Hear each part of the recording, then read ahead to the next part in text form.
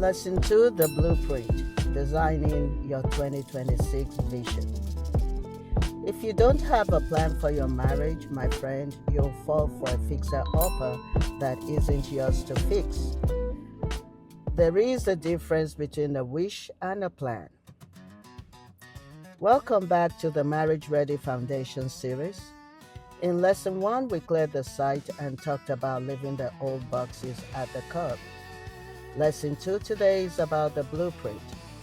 We stand on the empty lot of 2026 and we ask the big question: what are we actually building? In construction, you don't just start laying bricks. You look at the plan to make sure the rooms are the right size. For my singles, this means defining the character and values of the marriage you want before you ever meet that person. Most people have a wish list for a spouse.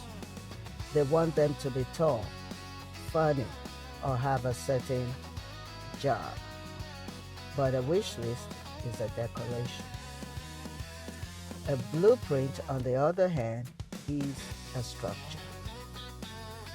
Decorations change, but the structure is what keeps a roof over your head when the storms of life come.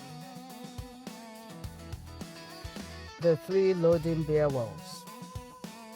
In every marriage-ready blueprint, there are 3 load-bearing walls. If this ends in your plan, the whole relationship will eventually collapse. The first bearing wall is shared values, which we also call the north wall of a building. This isn't just about liking the same movies. It's about: where are we going? How do we handle money? How do we view faith? If you're building north and they are building south, you don't have a home. You have a tug of war. The second bearing wall is character integrity, which I tie the south wall. You ain't looking for a perfect person. You're looking for a repentant person. Does your blueprint include a partner who takes responsibility, or are you accidentally planning for someone you'll have to manage like a project? And the third bearing wall is conflict style, which are the foundation bolts. How does this person handle a no? How do you handle a no? A blueprint shows how the pieces fit together under pressure. If your plan doesn't include space for healthy disagreement, you're building a house of cards. Are you a match for your blueprint? Here is the part that's hard to hear, but it's why we're doing this foundation work. You cannot build a luxury home, or any home for that matter, on a weak foundation. If your blueprint for a spouse includes someone who is financially stable, emotionally intelligent, and spiritually grounded, that's amazing. But I have to ask you the contractor question. Are you building those same qualities in yourself right now? When I look at my new place, I have to make sure the floor can support the weight of the furniture I want to buy.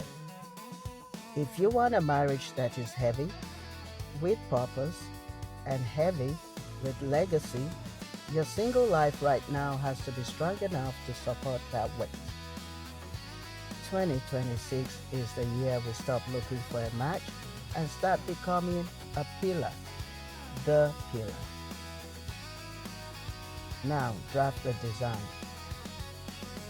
Today's foundation exercise is about clarity. I want you to write down the 3 non-negotiables of your marriage blueprint.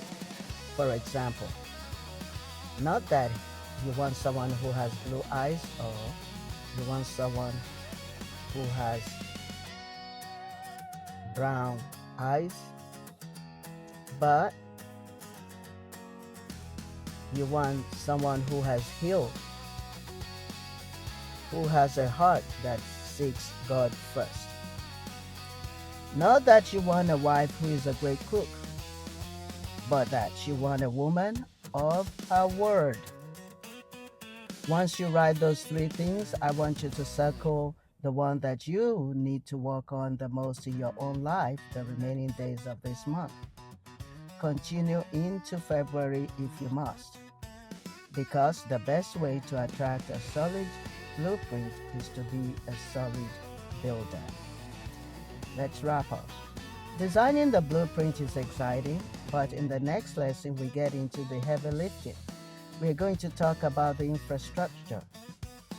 We're going to talk about the infrastructure, the habits and systems you need to install in your own life right now to keep your future marriage running smoothly.